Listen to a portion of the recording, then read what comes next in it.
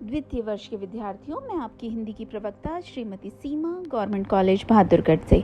विद्यार्थियों, आज हम पढ़ेंगे पारिभाषिक शब्दावली के निर्माण में सक्रिय अंतरराष्ट्रीयतावादी संप्रदाय के बारे में।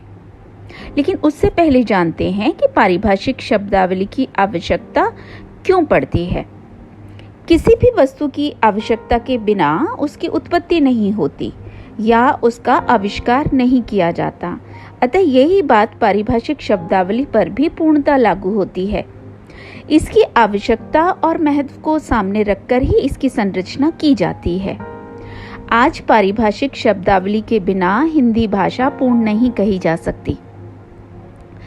विदेशी ज्ञान विज्ञान को अर्जित करने हेतु और उसे हिंदी में बोलने हेतु व बोधगम्य बनाने के लिए तकनीकी शब्दावली महत्वपूर्ण भूमिका निभाती है।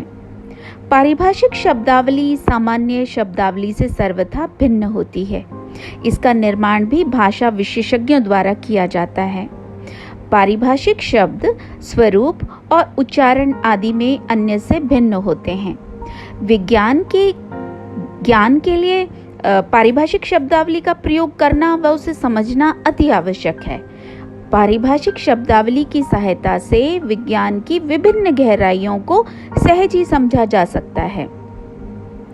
आज दिन प्रतिदिन विज्ञान का मानव जीवन में विविध प्रकार से प्रयोग किया जाता है। हम विज्ञान के बिना अधूरे हैं। इसके बिना जीवन में विकास संभव नहीं है। इसलिए विज्ञान से संबंधित पारिभाषिक शब्दावली भी हमारे लिए अति आवश्यक है।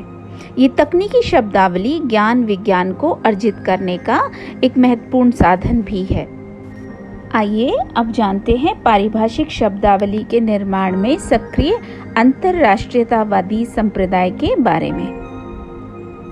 भारत के अनेक विद्वानों का एक वर्ग है जो मानता है कि हमें अंतरराष्ट्रीय पारिभाषिक शब्दावली को ज्यों का त्यों स्वीकार कर लेना चाहिए। सन 1946 में केंद्रीय शिक्षा सलाहकार समिति ने भी ऐसी ही सलाह दी थी। गंगा प्रसाद मुखर्जी और सी राजगोपालाचारी ने भी इसी मत का समर्थन किया था। उनका मानना था कि जिस प्रकार हिंदी अंग्रेजी मिश्रित बोली जाती है, उसी प्रकार इसका मिश्रित रूप स्वीकार कर उसे मानक रूप दे दिया जाना चाहिए। देश के अनेक विद्वानों ने इन्हें शब्द ग्रहणवादी और स्वीकारवादी कहकर पुकारा है। अंतरराष्ट्रीय सिद्धांत के अनुसार पारिभाषिक शब्दावली के लिए अंग्रेजी के साथ साथ अन्य अंतरराष्ट्रीय भाषाओं के पारिभाषिक शब्दों को भी ज्यों का त्यों ग्रहण कर लेना चाहिए। इस सिद्धांत को अभिग्रहणवादी, शब्द ग्रहणवादी, स्वीकरणवादी तथा आदानवादी नामों से भी जाना जाता है। प्रायः वैज्ञानिकों और समाज सेवकों ने इस सिद्धांत का समर्थन किया है। विशेषकर सी राजगोपालाचारी तथा गंगा प्रसाद मुखर्जी ने इस सिद्धांत का विशेष समर्थन किया है। राजगोपालाचारी ने एक स्थल पर लिखा भी है, It is absolutely important that we should maintain the study of English and conserve what we have achieved in that respect. English is an international medium of great value, and as far as we are concerned, it is the language of modern science. इन विद्वानों का ये कहना है कि अन्य भाषाओं से शब्द ग्रहण करके हम हिंदी भाषा को समृद्ध बना सकते हैं। भारत सरकार ने सन 1940 में अवतार हैदर की अध्यक्षता में पारिभाषिक शब्दों के निर्माण के लिए एक समिति का गठन किया था।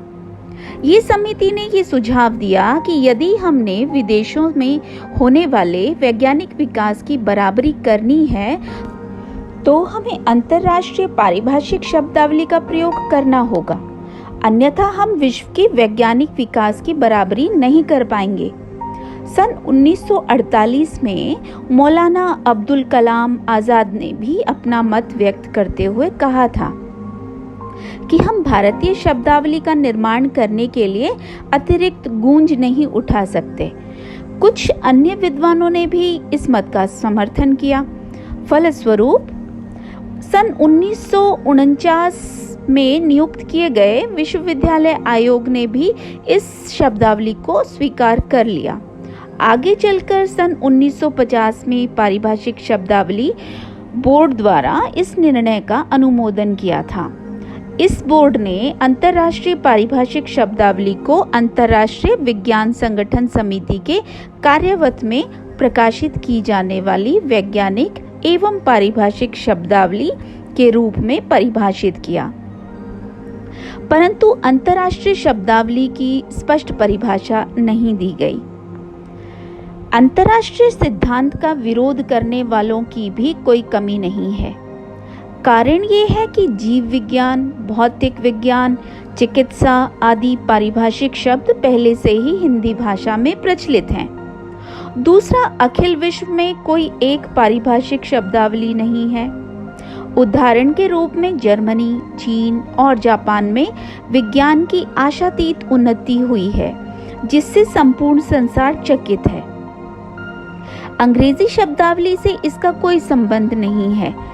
हम ये नहीं मान सकते कि वैज्ञानिक उन्नति केवल पश्चिमी जगत की ही व्युत्पत्ति है।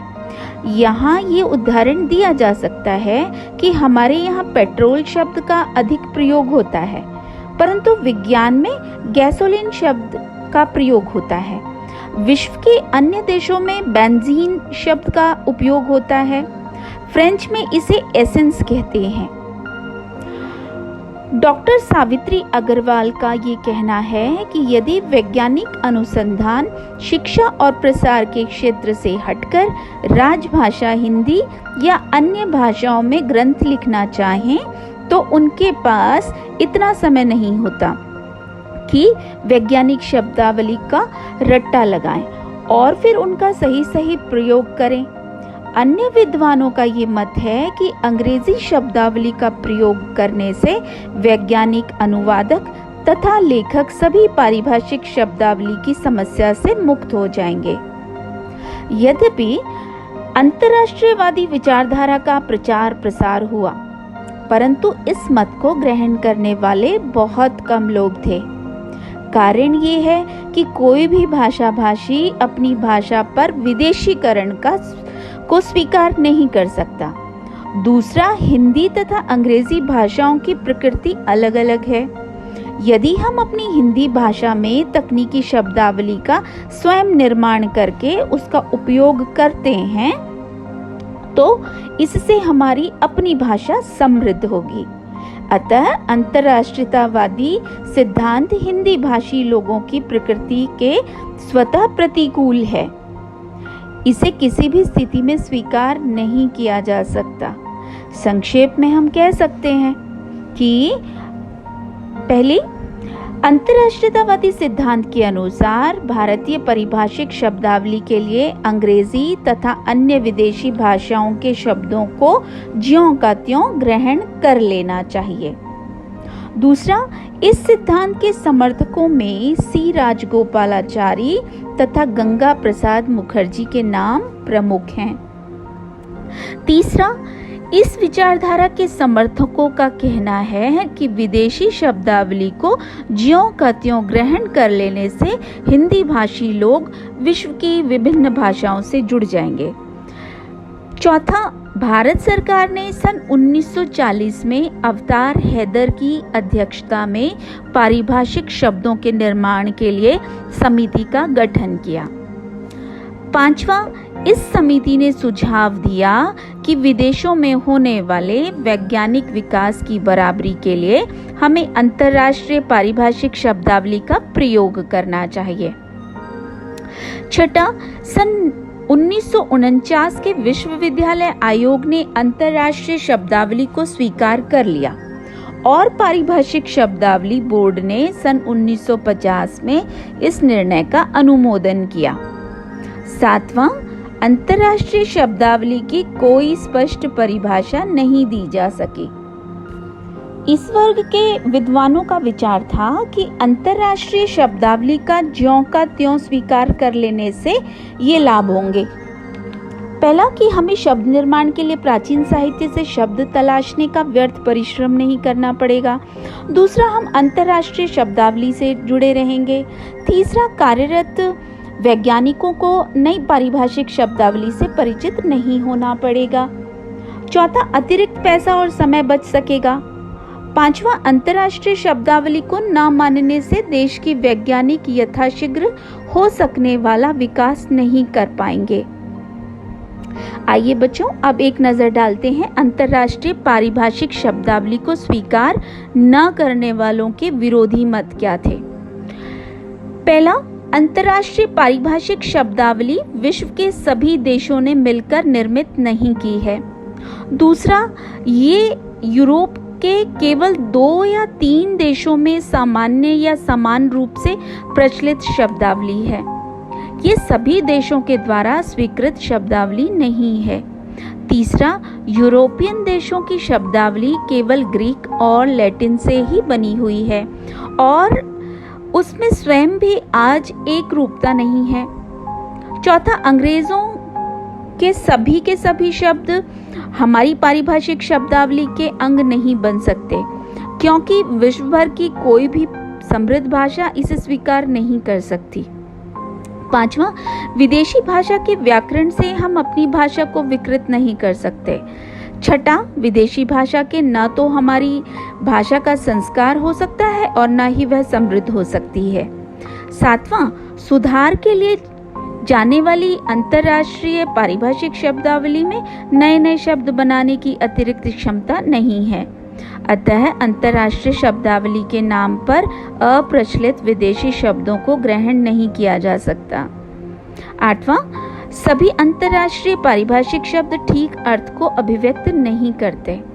जैसे मलेरिया शब्द का मूल अर्थ है गंदी हवा, जबकि एक बीमारी का नाम है।